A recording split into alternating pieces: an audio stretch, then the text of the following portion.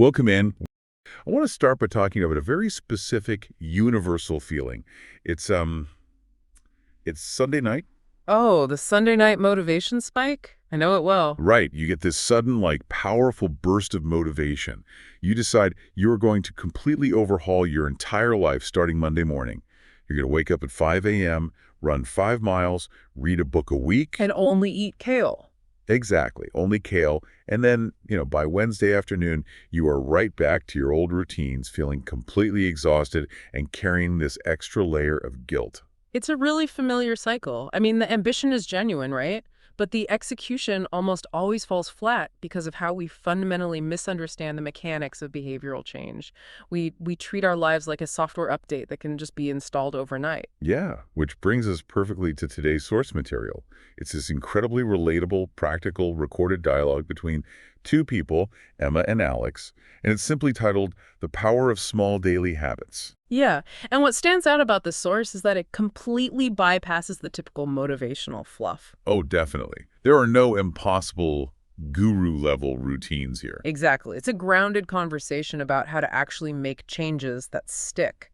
It focuses on the very real friction we experience when we try to alter our behavior. It really treats the listener like an adult. It does. It acknowledges that building habits is difficult, not because we're lazy, but because our brains are actively wired to resist sudden, massive shifts in routine. So here is our mission for today's deep dive. Yeah.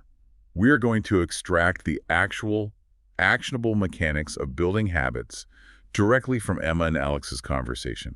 We want to help you bypass that typical information overload so you can start making immediate small changes. No more waiting for the perfect Monday. No more perfect Mondays. Okay, let's unpack this. Where do we even begin with the dynamic between these two speakers? Well, the dynamic is really what grounds the whole discussion. Emma acts as the guide here. She has figured out a system of micro habits that actually works for her. And then there's Alex. Right, Alex is brilliant because he represents the completely natural resistance and skepticism that we all feel. He wants the results, sure, but he is openly intimidated by the process. Yeah, right at the beginning, Alex admits that he feels habits are just too hard to build. And it stems from this massive assumption he makes. He assumes habits have to be these grueling mountains to climb. The all-or-nothing mindset. Exactly. For instance, he tells Emma that he thinks about exercising, but in his mind, exercise inherently requires a full sweating hour at the gym. And because he doesn't have the time or the energy for an hour, he never even starts. He defeats himself before he even looks for his sneakers. Right. But Emma counters with this micro solution. She tells him that his exercise habit doesn't need to be an hour. It can literally just be 10 minutes. What's fascinating here is the underlying psychology of why Emma's 10-minute rule actually works. Well, break that down for us. Yeah, so by shrinking the requirement down, she is deliberately bypassing the brain's threat detection system, specifically the amygdala.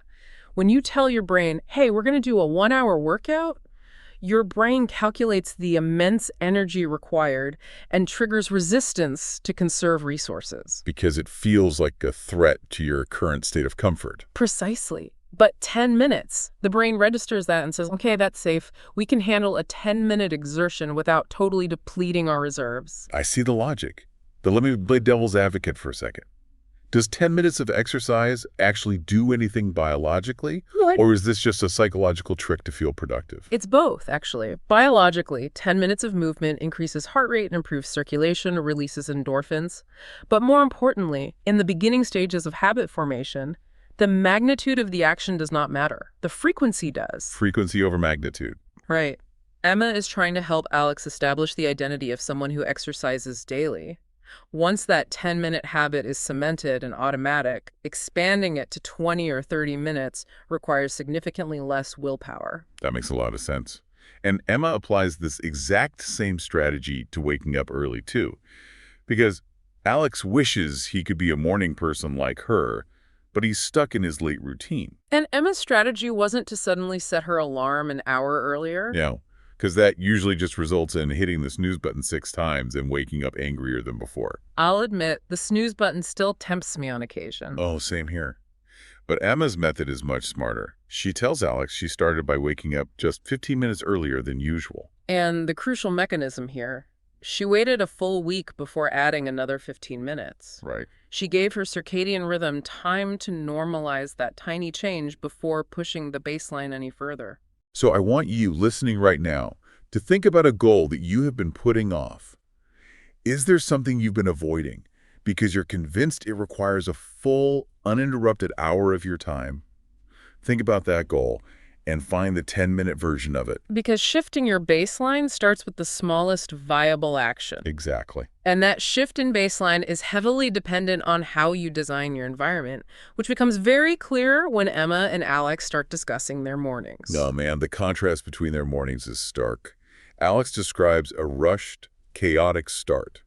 He wakes up late, immediately checks the news on his phone, and ends up feeling stressed out and in a bad mood before he even leaves the house. Well, Emma describes her morning as quiet, calm, and a time to think clearly.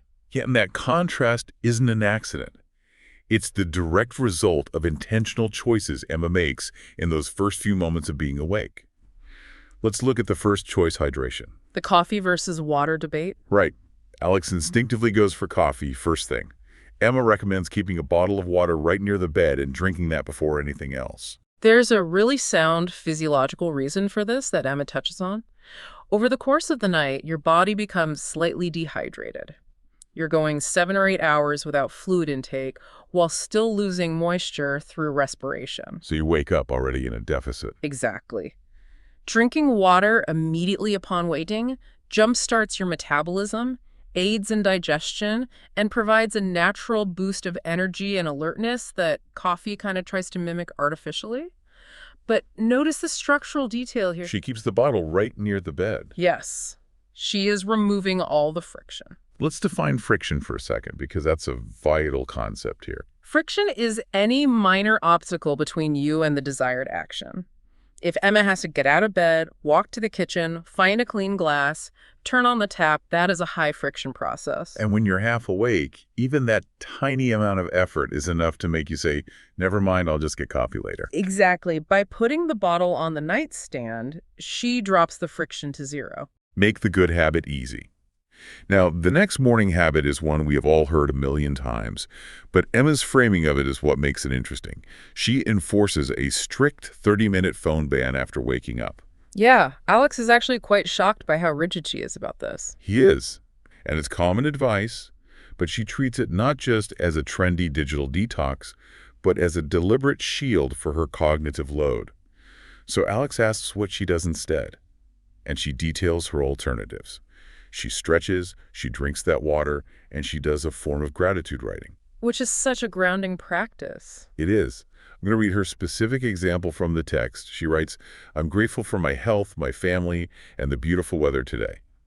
But let me ask you, if there's an emergency in the world, wouldn't you want to know right away, why isolate yourself for the first 30 minutes?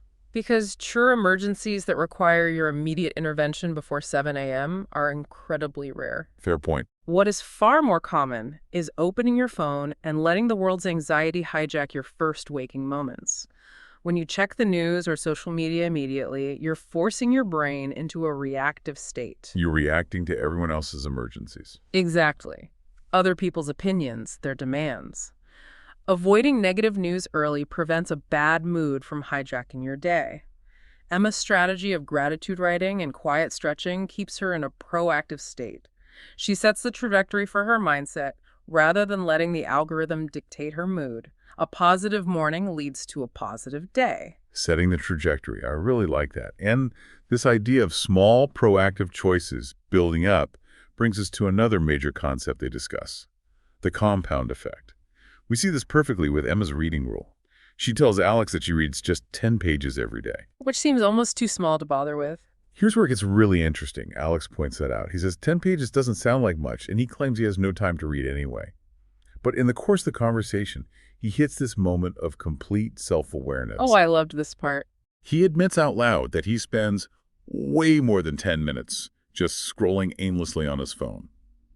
The time exists. We so often confuse a lack of priority with a lack of time. Alex realized he wasn't time poor, his attention was just misallocated. Emma points out that while 10 pages a day feels slow, in 1 year, it compounds into several full books. And they take this math even further with a language learning example. Alex wants to improve his English vocabulary, and they run the numbers on what happens if you learn just 5 new words a day. Yeah, the math from the source is compelling. 5 words a day compounds to more than 1,800 new words over the course of a single year. That's huge. It is. That is a massive vocabulary built entirely in the margins of the day. It really emphasizes Emma's core thesis.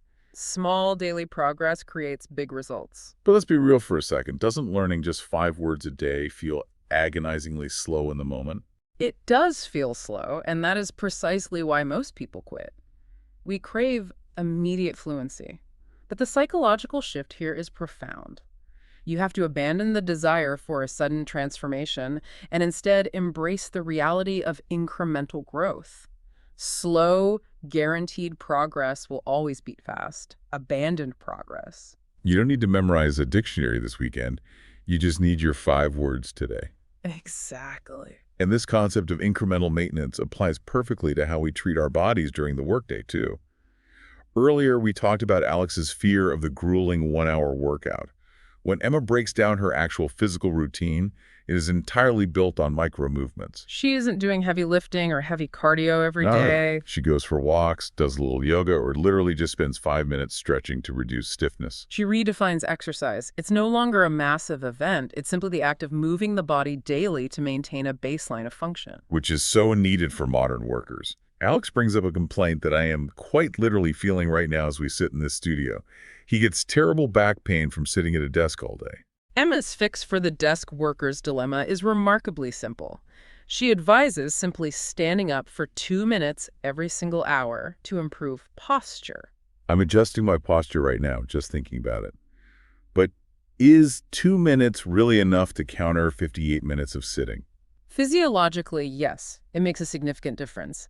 Sitting for prolonged periods puts immense static pressure on the spine. Standing up for just 2 minutes breaks that physical stagnation.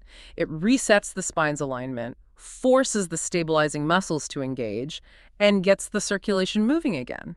It's a tiny habit that yields a huge physical benefit. Physical maintenance isn't just about movement, though. It's also about fuel.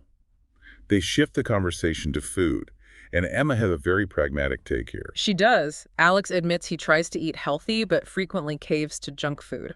And Emma doesn't lecture him. She says occasional junk food is fine because the ultimate goal is balance.